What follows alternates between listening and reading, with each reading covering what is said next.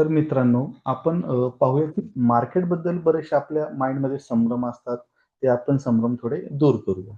तर पहा, पहिला जो पॉइंट मी इथे शेअर केलेला आहे, तो आहे शेअर मार्केट म्हणजे सट्टा आहे. एक लक्षात घ्या, शेअर मार्केटकडे जर सट्टा म्हणून पाहत असाल, तर तुमचा दृष्टिकोन कधी बदलू शकतो.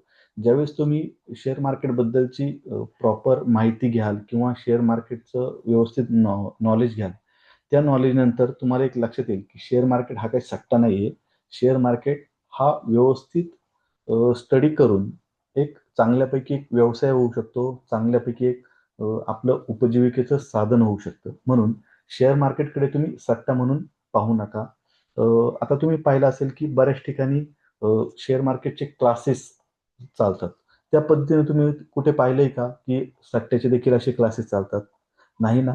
म्हणून मग मी तुम्हाला तेच सांगतोय, की शेअर मार्केट आणि सट्टा याच्यामध्ये खूप मोठी तफावत आहे. 2 नंबरचा पॉइंट पहा. 2 नंबरचा पॉइंट आहे, शेअर मार्केट हे फक्त तज्ञ लोकांसाठी. एक काळ होता, की ठीक आहे, अ, ह्या ज्या पॉइंटला आहे, ह्या पॉइंटला आपण योग्य समजू शकत होतो. पण अ, आजच्या जगामध्ये म्हणजे एआयचा जो काही आता वापर वाढलेला आहे, म्हणजे आपल्याही पुढे हे इंटरनेट निघून चाललेलं आहे, की आपल्या नॉलेजच्या पलीकडे. तर एक काळ असा होता, की खरंचच तज्ञ लोकांसाठीच हे मार्केट होतं. पण अगदी मार्केट आपल्या खिशामध्ये म्हणजे अगदी आपल्या मोबाईलमध्ये येऊन पोहोचलेलं आहे, की जे तज्ञ लोकांना माहिती होतं त्या गोष्टी आता अगदी छोट्या इन्व्हेस्टरला देखील माहिती झालेल्या आहेत. मार्केटमध्ये कसं काम करायचं, मार्केटबद्दलचा स्टडी, या सगळ्या काही गोष्टी छोट्या इन्व्हेस्टरला देखील माहिती आहे. म्हणून आपण ह्या पद्धतीने विचार करणं, की हे फक्त तज्ञ लोकांचं काम आहे. हा विचार काहीतरी चुकीचा असू शकतो आता. कारण मार्केट हे आपल्या खिशात म्हणजे मार्केट आपल्या मोबाईलमध्ये देखील आपल्यापर्यंत पोहोचलेलं आहे. म्हणून हे खूपच तज्ञ साठीचं मार्केट आहे, आपल्यासाठीचं नाही. हा जो संभ्रम आहे तुमच्या डोक्यातून तो काढून टाका. त्यानंतरचा पॉइंट आहे, की जास्त पैसे गुंतवले तरच तुम्ही जास्त पैसे जमवू शकता किंवा कमवू शकता. असं काही नाहीये, की शेअर मार्केटमध्ये बऱ्याचशा अशा काही कन्सेप्ट किंवा बरेचसे असे काही सेगमेंट आहेत, त्याच्यामध्ये तुम्ही कमी पैसे लावून देखील चांगल्यापैकी पैसे कमवू शकता. म्हणून हा देखील तुमच्या डोक्यामध्ये जो विषय आहे, की खूप म्हणजे लाखो रुपये घेऊन यावे लागतात आणि त्यानंतर आपण मार्केटमध्ये काम करून चांगले पैसे कमवू शकतो, असं काही नाहीये. अगदी तुम्ही 5,000-10,000 रुपयापासून देखील मार्केटमध्ये सुरुवात करू शकता. खूप मोठ्या पैशाची मार्केटला गरज नाहीये. मार्केटला गरज आहे, की ते तुमच्या नॉलेजची. तुमचं नॉलेज जर चांगलं असेल, तर मार्केटमधून त्या नॉलेजच्या आधारे तुम्ही नक्कीच पैसा कॅप्चर करू शकता. त्यानंतर आपण पुढे येऊया, की इथे पहा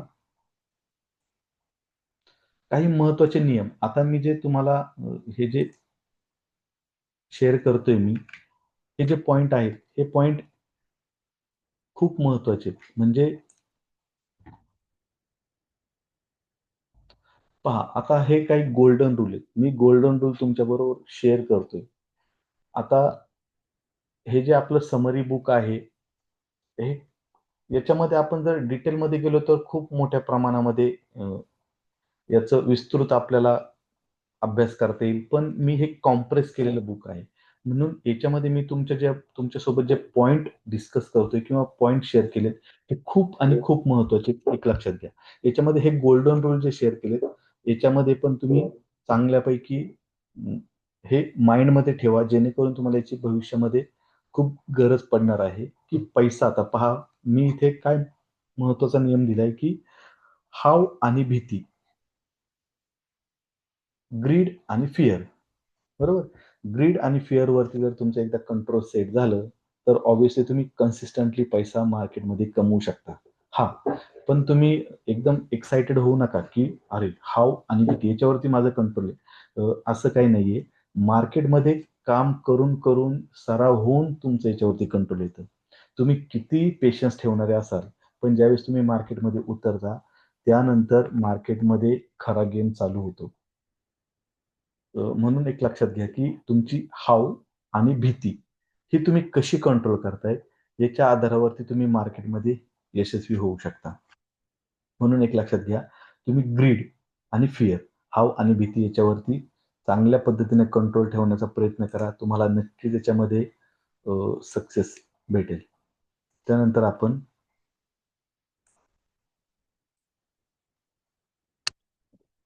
पहा इथे मी आता पुढच्या पॉईंटवर येऊया. मार्केटचे काही महत्त्वाचे नियम मी तुमच्याबरोबर शेअर केले. आता हे शेअर करण्याचं कारण काय की अ, एक काळ असा होता की मीही तुमच्या लेव्हलनीच म्हणजे मलाही मार्केटबद्दल काही माहिती नव्हती. त्यावेळेस नव्याने जे मार्केटमध्ये येतात, ह्या लोकांसाठी ह्या काही महत्त्वाच्या गोष्टी किंवा हे मार्केटचे काही नियम माहिती असणं खूप गरजेचं आहे. त्याच्यामध्ये पहा, पहिला नियम आहे स्वतः शिका, स्वतः करा. म्हणजे मार्केटमध्ये काम करत असताना तुम्ही स्वतः शिकून घ्या आणि स्वतः काम करा मार्केटमध्ये. काय होतं ना, की बरेचदा आपण आपले पैसे लोकांकडे वापरायला देतो आणि "तू कर, तू मला पैसे कमवून दे, म्हणजे तुला प्रॉफिट होईल, त्यावेळेस मला प्रॉफिट दे." हे अशा पद्धतीनं काम करणं खूप चुकीचं आहे, की याच्यामध्ये काय होतं ना, की कधी-कधी त्या व्यक्तीकडून पैसे निघूनही जातात. आपल्याला माहितीही नसतात. त्यानंतर तो व्यक्ती हात वर करतो, "बाबा माझ्याकडले पैसे संपलेत." अ, अशा वेळेस जर तुम्ही म्हणजे काय करू शकता, की अशा वेळेस त्या व्यक्तीकडे पैसे दिले ते. त्या व्यक्तीने पूर्णपणे हात वरती केलेत. काय करू शकता? एक लक्षात घ्या. म्हणून स्वतः शिका शेअर मार्केटमध्ये आणि स्वतः काम करा. 2 नंबरचा पॉइंट आहे, इतरांच्या टिप्सवर अवलंबून राहू नका. मार्केटमध्ये एकदा डीमॅट अकाउंट ओपन झालं, की काय होतं, की तुम्हाला बरेचसे कॉल ॲडवायझरचे फोन यायला सुरुवात होतात. सुरुवातीला काही कॉल्स तुम्हाला फ्रीमध्ये देखील दिले जातात. तुमचा ट्रस्ट बिल्डअप होतो आणि एकदा ट्रस्ट बिल्डअप झाला, की ते तुमचे पैसे उकळायला सुरुवात करतात. उकळायला म्हणजे कसं की तुम्हाला तुमचे ते सबस्क्रिप्शन घेतात आणि सबस्क्रिप्शन घेतल्यानंतर तुम्हाला जे कॉल द्यायला सुरुवात होतात, त्या कॉलमध्ये कधी पॉझिटिव्ह कॉल येतात, कधी निगेटिव्ह कॉल येतात. आपल्या पैशाची लेव्हल किंवा आपल्याकडे असलेली जी आर्थिक परिस्थिती ही त्यांना काही माहिती नसते. ते त्या आधारावरती काय एनालिसिस करून आपल्याला कॉल वगैरे प्रोव्हाईड करत नाहीत. त्यांना फक्त एक बायिंग प्राइस, सेलिंग प्राइस हे सेट करून देतात आणि तुम्ही तुमच्या पद्धतीने ट्रेड करा. पण खरी परिस्थिती ही आपल्याला माहिती असते, की आपण कोणता ट्रेड घेऊ शकतो, कोणता नाही. त्यासाठी आपल्याला पैसे लागतात किती. म्हणूनसाठी एक लक्षात घ्या, कॉल प्रोव्हाईड करणाऱ्या लोकांना याची काही एक कल्पना नसते, की तुमच्याकडे नेमकं पैसे किती आहे, काय किती? ते लोकं ब्लाइंडली तुम्हाला कॉल शेअर करतात आणि त्या पद्धतीनं आपण मोठ्या प्रमाणामध्ये त्यात पैसे गुंतवतो. कधी-कधी मोठ्या प्रमाणात लॉसही होतो. म्हणून एक लक्षात घ्या, इतरांच्या टिप्सवर आपल्याला आपल्याला अवलंबून राहायचं नाहीये. तुम्हाला मी आपल्या क्लासमध्ये कॉल कसे जनरेट करायचे हे देखील आपण शिकणार आहे. त्याच्यामुळे आपल्याला गरज नाही कुणाच्या कॉल्सची वगैरे देखील.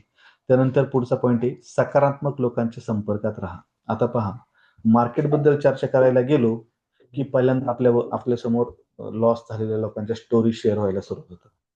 याचे तेवढे गेले, त्याचे एवढे गेले. एक लक्षात घ्या, की सकारात्मक पॉझिटिव्ह लोकं कोण आहे? मार्केटबद्दल सकारात्मक कोण तुम्हाला सांगू शकतं, की ज्या व्यक्तीला खरंच मार्केटची प्रॉपर माहिती आहे. ज्या व्यक्तीचे मार्केटमध्ये असेच डोळे झाकून पैसे लावलेत आणि डोळे झाकून पैसे गेलेत, ह्या लोकांकडून ज्ञान घेऊन तुम्ही मार्केटमध्ये सक्सेस होऊ शकत नाही. ज्या व्यक्तींना प्रॉपर नॉलेज आहे, ज्या व्यक्ती मार्केटबद्दल पॉझिटिव्ह आहेत, अशा लोकांच्या संपर्कात राहा. जेणेकरून काय होईल, की तुम्हाला मार्केटबद्दल पाहण्याचा दृष्टिकोन पॉझिटिव्ह होऊन जाईल. तिथं काय होतं, की बरीचशी लोकं निगेटिव्ह गोष्टी शेअर करतात आणि मग आपण पण देखील कधी-कधी लॉस झाला तर आपण डिप्रेसमध्ये जातो.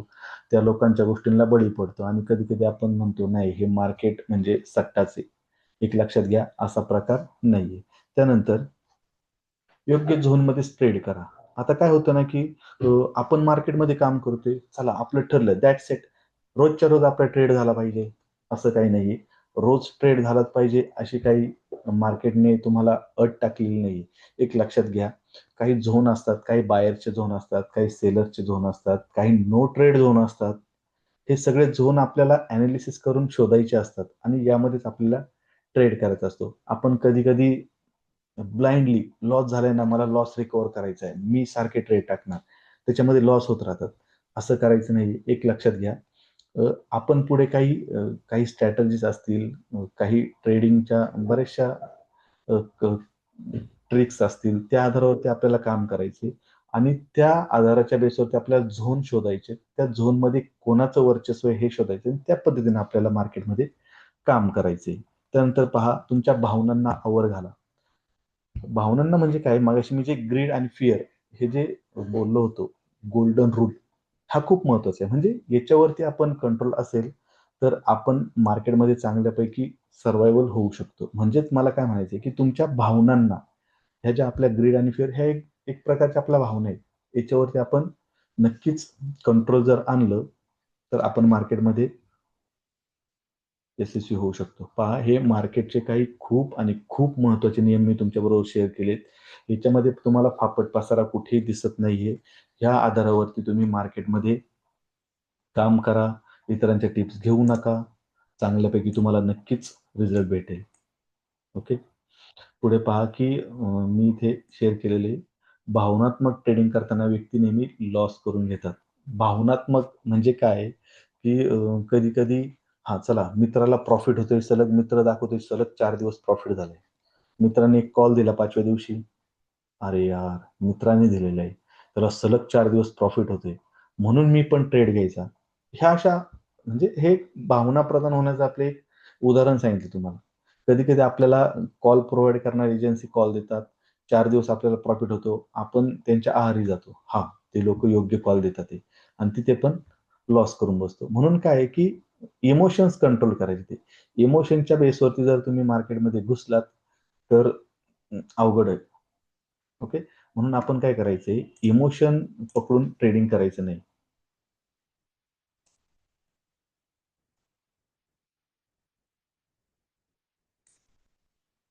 त्यानंतर पहा वेळेचे महत्त्व. आता काय होतं ना, की मार्केटमध्ये आपण वेळेला महत्त्व देणं खूप गरजेचं आहे. मार्केटमध्ये काम करताना योग्य वेळी, योग्य ठिकाणी एंट्री घेणं, योग्य वेळी बाहेर पडणं, हे खूप महत्त्वाचं आहे. हे डिसिप्लिन आता मार्केटमध्ये काम करत असताना ही डिसिप्लिन आपल्याला कशी डेव्हलप होते, म्हणजे एक लक्षात घ्या, आपल्या रेग्युलर जीवनामध्ये देखील आपल्याला डिसिप्लिन जर वेळेची असेल, तर मात्र तुम्ही मार्केटमध्ये देखील प्रॉपर डिसिप्लिन पाळून चांगलं काम करू शकता. म्हणजे आपल्याला कसं कधी कुठल्या ठिकाणी वेळेवर पोहोचायची सवय नाही, वेळेवर कोणत्या गोष्टी करायची सवय नाही. हे जर आपल्या आचरणात असेल ना, तर मार्केटमध्ये देखील तुमच्याकडून हेच होणार आहे. एक लक्षात घ्या. म्हणून मार्केटमध्ये काम करताना आपल्या प्रायव्हेट लाईफमध्ये देखील डिसिप्लिन असणं महत्त्वाचं आहे. तर तुम्ही असं नाही करू शकत, की हां, प्रायव्हेट लाईफमध्ये मी खूप डिसिप्लिनरी आहे आणि मी मार्केटमध्ये आल्यानंतर पण त्याच डिसिप्लिनमध्ये काम करू शकत नाही. असं नाही. जर तुम्ही प्रायव्हेट लाईफमध्ये एक डिसिप्लिनरी पर्सन असाल, तर मार्केटमध्ये देखील आल्यानंतर तुम्ही चांगल्यापैकी डिसिप्लिन पाळून वेळेला म्हणजे वेळेला इज्जत देऊन तुम्ही मार्केटमधून पैसे नक्कीच कमवू शकता. हा देखील मला सर्वात महत्त्वाचा पॉइंट तुमच्याबरोबर शेअर करायचा होता. म्हणून वेळेला देखील तुम्ही महत्त्व देत चला. योग्य वेळेत काम करा. योग्य वेळेत काम केलं तुम्हाला नफा देखील चांगल्यापैकी भेटून जाईल.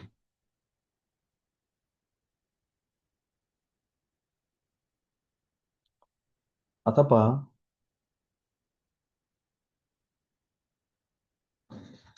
मार्केटमध्ये आपण अशा काही व्यक्ती पाहतो, की ज्या पॉझिटिव्ह बोलत असतात, काही व्यक्ती अशा असतात, त्या निगेटिव्ह बोलत असतात. तर आता मी खाली काही कॅटेगरी पाडलेल्या आहेत, की हे यशस्वी लोकं नक्की कोण आहेत? अयशस्वी लोकं नक्की कोण आहेत? तर चला आपण ते काही पॉइंट आहेत, ते देखील आपण थोडे डिस्कस करूया. पहा आता मी इथे स्माइली दिलेली आहे. छान अशी स्माइली आहे. ती सक्सेसफुल लोकांची स्माइली आहे आणि हे जे अयशस्वी लोकं आहेत म्हणजे त्यांचे थॉट्स असे असतात आणि सक्सेसफुल लोकांचे थॉट्स कसे असतात हे पाहूया. एक लक्षात घ्या, सक्सेसफुल लोकं शोधणं खूप कठीण आहे. कारण का? तर सक्सेसफुल लोकं असे लोकांपुढं प्रेझेंट होत नसतात. म्हणजे काय, की मला खूप प्रॉफिट झालाय, आज खूप एन्जॉय करूया वगैरे असं काही नाही. त्यांचा एक रेग्युलर जो प्रॉफिट झाला, तो प्रॉफिट घेऊन लोकं बाहेर पडतात. मस्त लाईफ एन्जॉय करत असतात. पण आपलं काय आहे, की अनसक्सेसफुल लोकं काय एका दिवशी प्रॉफिट झाला का एवढा मोठा बाजार उठवतात, की विचारता सोय नाही. पार्टी कर, इकडं उडव, तिकडं उडव. खूप अशा पैशाची नासधूस करून टाकतात. एक लक्षात घ्या, आपल्याला असं काही करायचं नाहीये. आपल्याला बऱ्याचशा गोष्टी शिकायच्या आहेत. त्या आधारावरती आपल्याला मार्केटमध्ये काम करायचंय.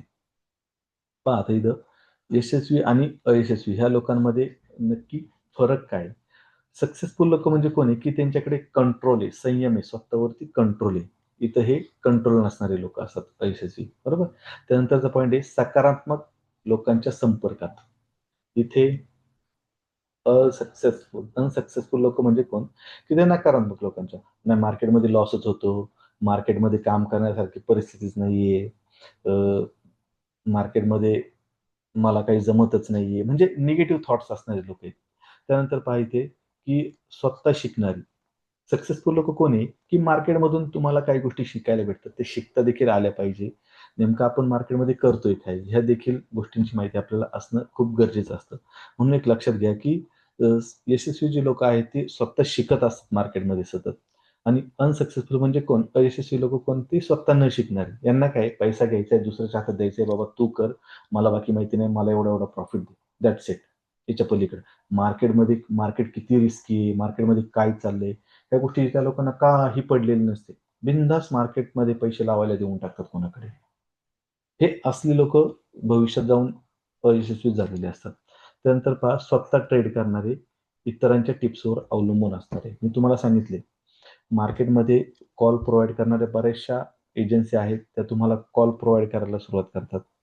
एक मी सांगितले, त्यांना आपल्या आर्थिक परिस्थितीचं कोणत्याही पद्धतीने एनालिसिस नसतं. आपण कोणाकडून पैसे आणून लावलेले असतात. त्या लोकांना थोडी माहिती आहे, यांनी दुसऱ्याकडून आणलेत, मग गेले तर हा उद्या तोंड जोडत बसेल. असं काही नाही. एक लक्षात घ्या, की मार्केटमध्ये काम करत असताना स्वतः ट्रेड करत चला. इतरांच्या टिप्सवर अवलंबून राहिलात, तर तुम्ही संपले म्हणून समजा. त्यानंतर पहा, पुढचा पॉइंट आहे ट्रेडिंग स्ट्रॅटेजी पाळणारे. म्हणजे पहा, काम करत असताना, ट्रेडिंग करत असताना तुम्हाला काही स्ट्रॅटेजी ठरलेल्या असतात. तुम्ही त्या स्ट्रॅटेजीवरती काम करून त्याच स्ट्रॅटेजीमध्ये कंटिन्युअसली काम करायचं असतं. तर इकडे पहा, की अनसक्सेसफुल लोकं काय करतात, एखाद्या स्ट्रॅटेजीमध्ये एखाद्या दिवशी लॉस झाला, की ती स्ट्रॅटेजी बाजूला, नवीन स्ट्रॅटेजी लगेच ॲड होते. किंवा काय होतं, कधी-कधी गॉसिप करत असताना, कधी-कधी आपण चर्चा करत असताना सांगतो, हा इंडिकेटर वापर, तो इंडिकेटर वापर. मग आपण काय करतो, अरे हां, काल मित्रांनी हा इंडिकेटर सांगितलं होतं, आपण काय करूया, हा इंडिकेटर यूज करून पाहूया. याच्यामध्ये काय होतं, की आपला लॉस होतो याच्यामध्ये. म्हणजे काय, की आज आपली स्ट्रॅटेजी चांगला प्रॉफिट करून दिला. उद्या लॉस लॉस केला. आपण ती बाजूला ठेवतो. लगेच मित्रांनी सांगितलेली स्ट्रॅटेजी अडॉप्ट करतो. असं करायचं नाही. एक पहा, नफा आणि तोटा हा शेअर मार्केटचा भाग आहे. म्हणून तुम्ही असं म्हणू शकत नाही, की मला रोज नफाच झाला पाहिजे किंवा मला रोज तोटाच होते, असं नाही. मार्केटमध्ये प्रॉफिट आणि लॉस हे तुम्ही किती डिसिप्लिनरी आहात, किती शिस्त पाळता याच्यावरती तुमचा प्रॉफिट आणि लॉस ठरलेला आहे.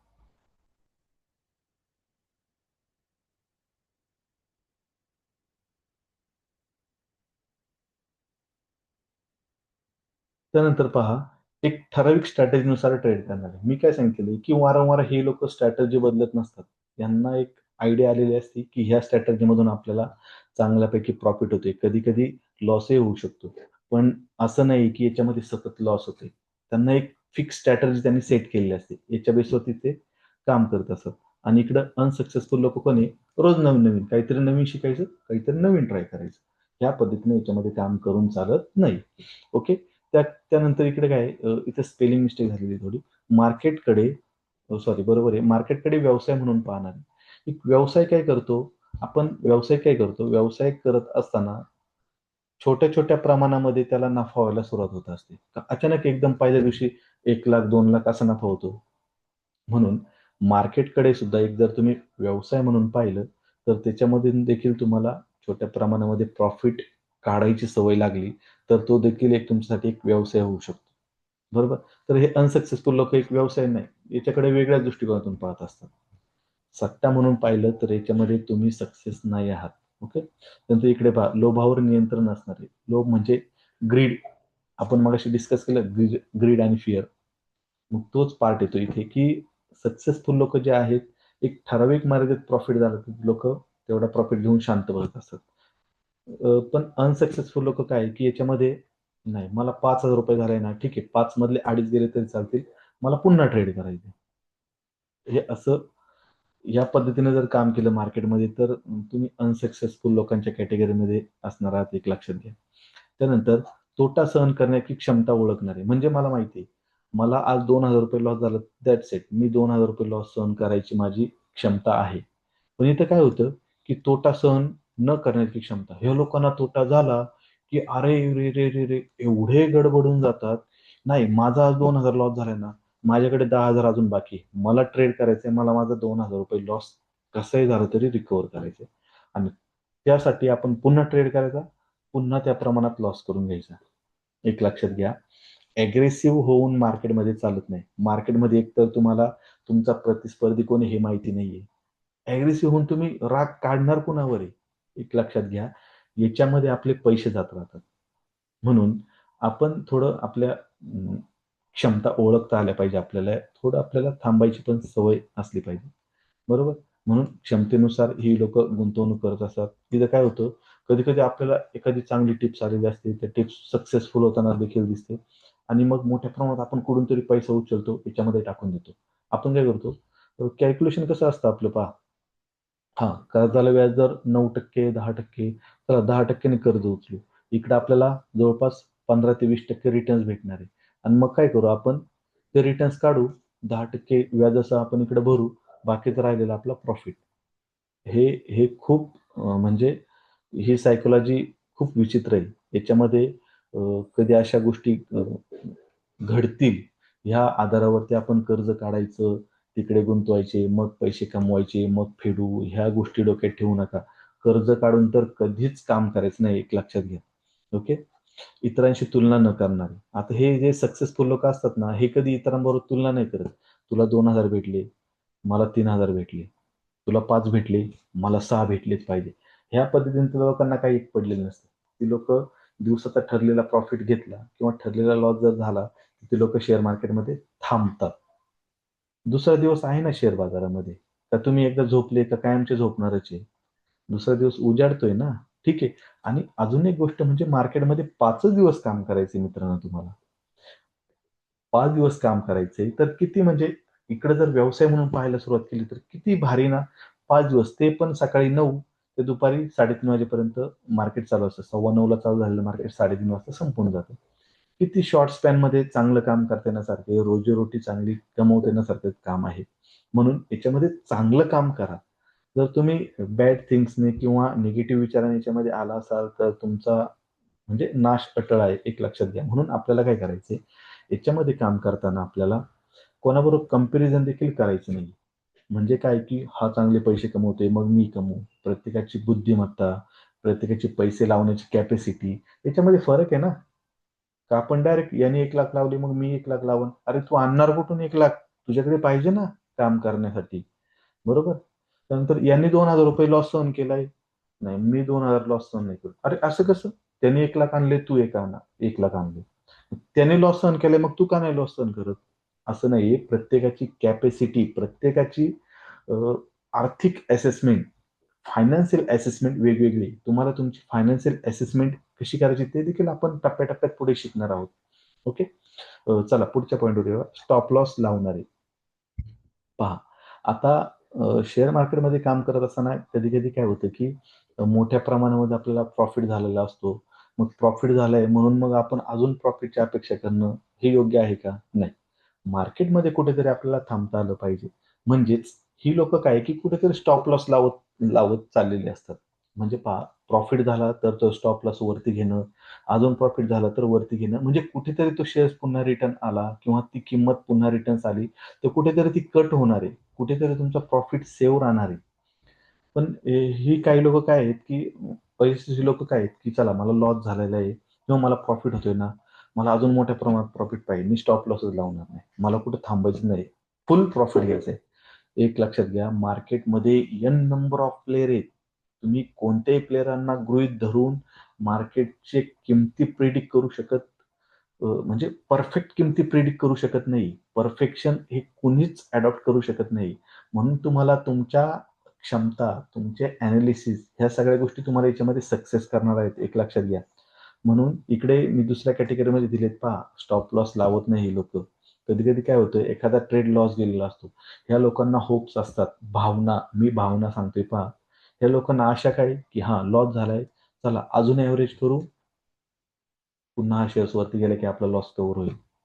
एक लक्षात घ्या, असा प्रकार करायचा नाही. मार्केटमध्ये मी तुम्हाला आता इकडे सक्सेसफुल आणि इकडे अनसक्सेसफुल ह्या लोकांची लिस्ट शेअर केलेली आहे. आपण ठरवायचे आपण नेमकं कोणत्या कॅटेगरीमध्ये आपण काम करायचंय. ओके.